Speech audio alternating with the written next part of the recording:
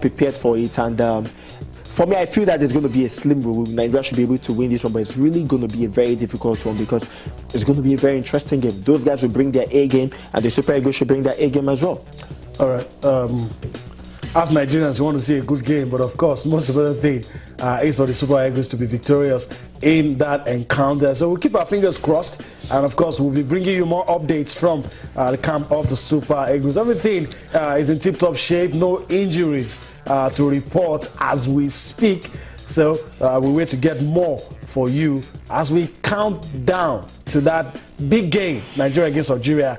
As of today, 4 days to go. Let's quickly run through the list of the players in camp. Musa Mohammed, Ogenye Onazi, Daniel Akpeyi, Cosmos just talked about him, Odion Igalo, Kelechi Iheanacho, Alex Iwobi, Ikechukwu Ezenwa, Leon Balogun, Kenneth Omero, Wilfred Indidi. These are some of the players in camp. The others are Moses Simon, Brownie Day scored over the weekend, yep. John Ogu, William Trust Ekong, Kingsley Madu, Michael Jonobi, and Victor Moses. These are some of the players in camp. Last time I checked, I think it was only Elderson that was left. So you can take it to the bank. All the players probably in camp now. It's probably might just be a late arrival. Yeah. So all of those players in camp. All right, let's travel abroad. We're done and dusted with talking about the Super Eagles. So we move abroad and talk about Cristiano Ronaldo. Some have called it a joke, but Cristiano Ronaldo says he could still play for the next 10 years. At 31, he got a extended 5-year deal from Real Madrid.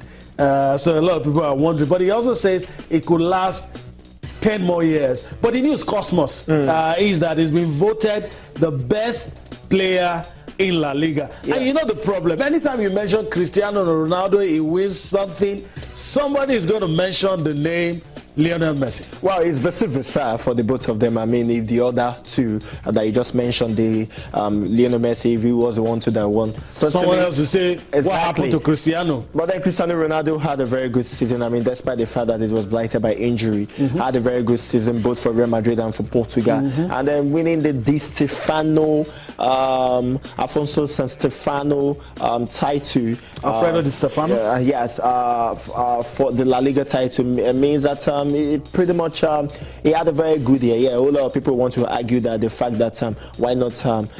Some people said he had a bad season, but if he scored 35 goals and 11 assists, that's not a bad season. I feel it's not a bad season. That's why I said, despite the fact that it was blighted by injuries, I mean, he actually helped his side to win the Champions League. Okay, let's not talk about what he did for the national team because it doesn't figure here. But then for the team, what they did at the La Liga, I mean, it was fight to the last day, and of course he won it. And yeah, the argument can go on and on and on, but he has won it. I mean, Messi has won it some times as well. And in his defense, David Beckham says that, look, if you're saying he had a very bad season, that he would want Ronaldo to keep having bad seasons, because if you can score 35 goals in a season that he said is a bad season, I mean, yeah, what do they expect? It's not a machine. Yeah, it's very machine. I mean, for that age, it is difficult for you to see a player playing at the top level, scoring this number of goals at that age. Disconsistent. I was having an argument with some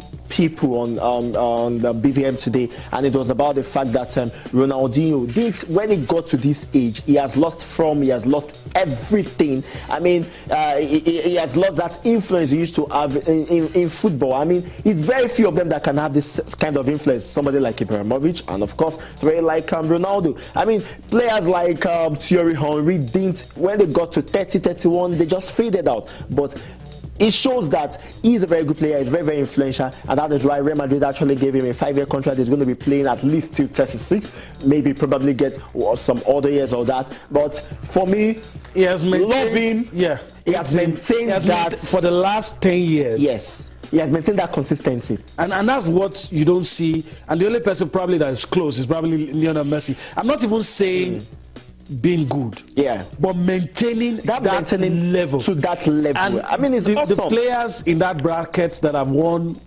World Footballer of the Year at an early age, like you said, always fizzled out. Yeah. Kaka, after the award, maybe just 3 years, he fizzled out. Ronaldinho, there were a lot of them that fizzled out. especially like players who win it at a very young age. Injuries, that's the thing, and all that. And it shows that it's really going to go like that.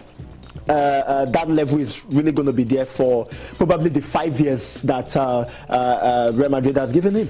All right, let's go at Barcelona now, and this time we're not talking about awards. We're talking about a certain Neymar from Brazil. He plays for Barcelona. It's having a case of tax fraud hanging on his head, and the news is that a Spanish court wants a trial for Neymar, so that all of the issues will be looked into. It's not just Neymar that's been having issues. Mascherano had some at some point. Lionel Messi too. All of this big money signings, a lot of under the table deals exactly and, being done. And the case here is a lot of people feel you guys hand a lot of money, so do things by the book and don't get into trouble. Well, and of course, a lot of people will want to ask the question: why all these Barcelona players? I mean, well, that's another way to bring controversy into it. But yes, I do not want to create any sort of controversial theories right now. For me, as far as I'm concerned, and the judge. From Madrid. Okay. Wow, you need to do the political. Well, if you don't want to, let's stick to football. Now, that's why I'm very, very careful in this. I mean, football-wise on the pitch, it doesn't disturb him like Messi doesn't disturb him. It didn't disturb him. Yeah. It didn't disturb him. Kept on scoring goals. He's been awesome for Barcelona ever since he signed for Barcelona some years ago. So it's been awesome. But then you just have to consider the fact that this thing kind of affects you. I mean, psychologically, especially when you know that you are being there's this sort of litigation against you because of some sort of a shady deals that probably you or your representative did. So let's just hope that he sort it out and move on. Yeah. Okay, let's talk about Inter, a team that won the UEFA Champions League some seasons ago. 2009 to be specific. 2010. And it's been like 6 years ago. It's been one problem after the other, one problem after the other. Frank de Boer, a lot of people thought Frank de Boer was going to be the Messiah. No, after a few games he has been sacked. But now Stefano Pioli is the new coach for Inter, and he's not really, as a player, played in Juventus, played in Fiorentina, and played Verona, played with the likes of Platini, Gabriel Batistuta, but his coaching career is not as detailed as his footballing career, and that will make you ask that what is actually the ambition of Inter? Do you want to rival Juventus? Do you want to come back and play, dominate in Europe like you once did, or do you want to stay in the league? With this appointment, what can you say? What does it look like to you? Well, this is what I'm going to say about this. I mean, ever since Jose Mourinho left in 2010, for what is his name, Benitez to come in at the time, Inter Milan has not been the same. It was just as if Mourinho took something away from Inter Milan at the time, and they're trying to get back. You have to look at the fact that the Italian Serie A is not particularly as I won't say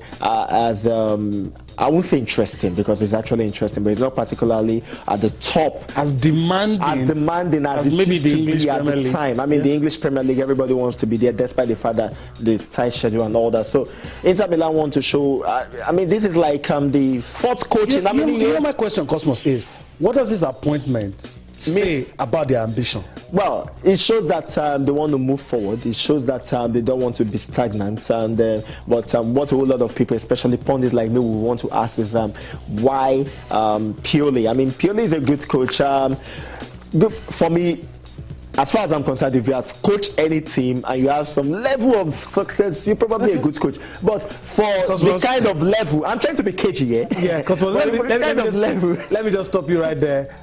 Thanks for your time on the show. I really enjoyed your perspective. It's good having you. And I also want to say a big thank you to you for being there for us every time we're on the show. That's how we have to wrap up the show tonight. Enjoy the rest of the night and join us tomorrow. We have more time on our hands to take you on a trip across the money spinning world of sports. Bye-bye now.